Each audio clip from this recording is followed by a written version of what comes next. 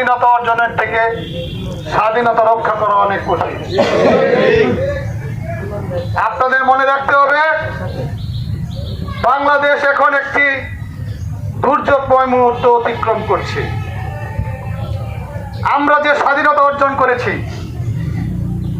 তাদের সম্মুখ যোদ্ধা যারা ছিলেন এই ছাত্ররা, আজকে আমরা অনেকে উল্লাস করছি। আপনাদের মনে রাখতে হবে, কত মায়ের সন্তানের তাজা প্রাণের রক্তের বিনিময়ে আমরা এই 2024 সালে এই স্বৈরাচারী শেখ হাসিনাকে গণঅভ্যুত্থানের মাধ্যমে বাংলাদেশ থেকে বিতাড়িত করে ফেলেছি। আমাদের আজকে উল্লাস করার সময় না, আমাদের আজকে প্রতিটি মানুষের পাশে দাঁড়ানো, প্রতিটি জনতার পাশে দাঁড়ানো, বাড়ির পাশে যে প্রতিবেশী আছে তাদের পাশে দাঁড়ানো আমাদের কাজ। ছাত্র জনতা, এই বৈষম্য বিরোধী ছাত্র যারা নেতৃত্ব দিয়েছেন, আমরা বিএনপি সহ সকল সমমনা রাজনৈতিক দল তাদেরকে সহযোগিতা করেছি। পাশাপাশি সারা বাংলাদেশের জনগণ এই ছাত্রদের সাথে নেমে এই গণ অভ্যুত্থানে শরিক হয়েছে। আপনারা দেখেন, আজকে যদি আমরা বিএনপি এবং এই জাতীয়তাবাদী দল বাংলাদেশের মানুষের জানমাল রক্ষা না করি, তাহলে এই স্বাধীনতা অর্জন ভুলণ্ঠিত হয়ে যাবে। আপনাদের বুঝতে হবে, আপনাদের মানতে হবে, বর্তমানে এই সময়ে অনেক অনুপ্রবেশকারী দলের মধ্যে ঢুকে দলের নাম বানিয়ে সাধারণ মানুষ, ব্যবসায়ী তাদেরকে অত্যাচার করছে। আপনারা ঐক্যবদ্ধ হবে এই প্রতিরোধ গড়ে তুলবেন। আমাদের দেশপ্রেমিক সেনাবাহিনী আমাদের বাংলাদেশকে আজকে একটি বিপদগ্রস্ত রাষ্ট্র হতে তারা যেভাবে অগ্রণী ভূমিকা পালন করেছে, আমি সহ আমার জাতীয় দলের সকল নেতৃবৃন্দ দলের পক্ষ থেকে তাদেরকে স্যালুট জানাই। এই সেনাবাহিনী যদি ছাত্রদের পাশে না দাঁড়াতো, আজকে বাংলাদেশে এই গণঅভ্যুত্থান হয় না। আপনাদের বুঝতে হবে তারা কি পরিমাণ অত্যাচার মানুষের উপরে করেছে, যে নেতা কর্মীদেরকে রাস্তায় ফেলে তাদের দলের প্রধান স্বৈরাচারী শেখ হাসিনা বাংলাদেশ ছেড়ে যেতে বাধ্য হয়েছে।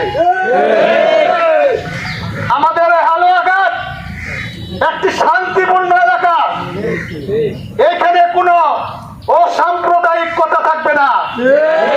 এই এলাকা হিন্দুর, এই এলাকা মুসলমানের, এই এলাকা খ্রিস্টানের, এই এলাকা বৌদ্ধের, এই এলাকার প্রতিটি মানুষ তাদের গণতান্ত্রিক অধিকার, তাদের বেঁচে থাকার অধিকার, তাদের ব্যবসা করার অধিকার, তাদের চলাফেরার অধিকারের মধ্যে যদি কেউ বাধাগ্রস্ত হয়ে যায়, আমি সালমান ওমর রুবেল কথা দিচ্ছি, আমি এবং আমার দলের নেতৃবৃন্দ তাদের সামনে তাদের জন্য আমাদের বুকের রক্ত হলেও দিয়ে দিব। যারা ইতিমধ্যে এই এলাকায় অশান্ত করার জন্য দুষ্কৃতিকারী হিসেবে দলের নাম ভাঙিয়ে নানা ধরনের অপকার করছেন, নানা ধরনের ষড়যন্ত্র করছেন, নানা ধরনের হামলা করছেন, আমরা তাদেরকে অবশ্যই চিহ্নিত করে আইনের সোপর্দ করবো ইনশাআল্লাহ। হালুয়াঘাট একটি শান্তিপূর্ণ এলাকা, এখানে পুলিশ প্রশাসন তাদের দায়িত্ব পালন করতে দেন। আপনারা তাদেরকে সহযোগিতা করেন, আপনারা তাদের পাশে দাঁড়ান। পুলিশ প্রশাসনকে সহযোগিতা করতে হবে, আইন শৃঙ্খলা নিয়ন্ত্রণ করতে হবে। কিছু কিছু দুষ্কৃতিকারী পুলিশের জন্য আমরা সারা বাংলাদেশের পুলিশ প্রশাসনকে এর দায়ের মধ্যে আমরা ফেলতে পারি না। এই হালুয়াঘাট একটি শান্তিপ্রিয় এলাকা, এখানে সকল ধর্ম, সকল বর্ণের লোকজন বসবাস করে। আপনাদের বুঝতে হবে, এখানে অনেক মন্দির আছে, অনেক গির্জা আছে, অনেক পেওড়া আছে। তাদের এই সকল প্রতিষ্ঠানের নিরাপত্তা আমাদের জাতীয়তাবাদী দলের লোকজনের নিতে হবে।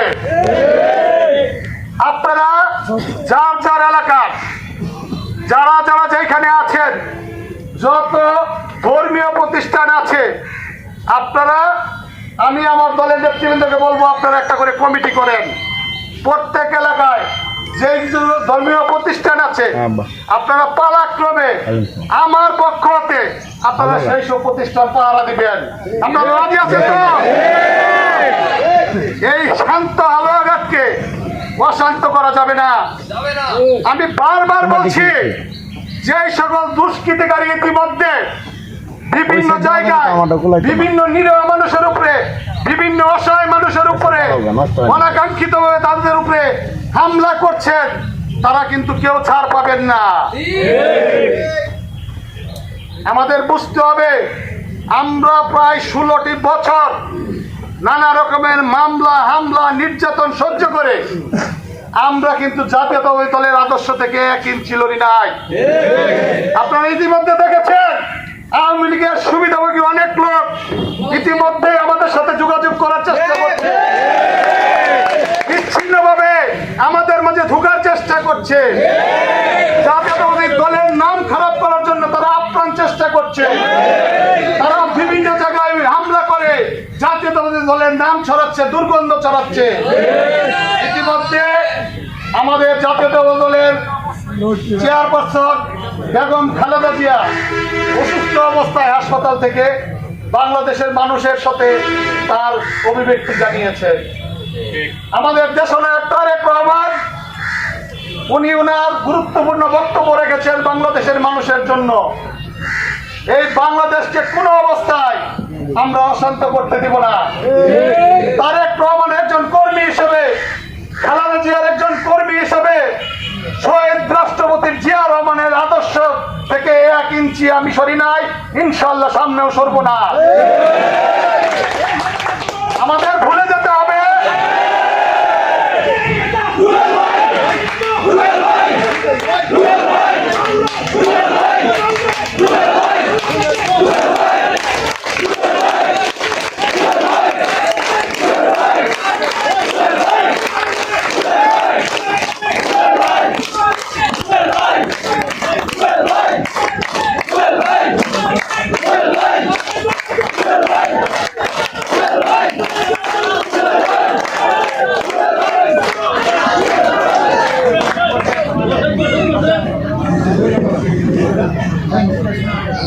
আপনাদের বর্তমান যে প্রেক্ষাপট, আজকে আমি এখানে এসেছি, আমাদের অনেক সিনিয়র নেতৃবৃন্দ ছিল, অনেকের অনেক মনে ক্ষোভ ছিল, অনেকের অনেক কিছু বলার ছিল।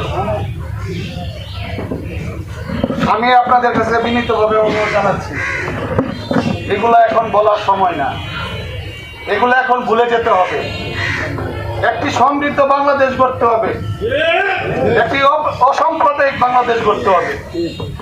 হালুয়াঘাট ইতিমধ্যে অনেক সময় সাম্প্রদায়িক কথা হয়েছে, সেইগুলো ভুলে যেতে হবে। মানুষকে মাফ করা শিখতে হবে।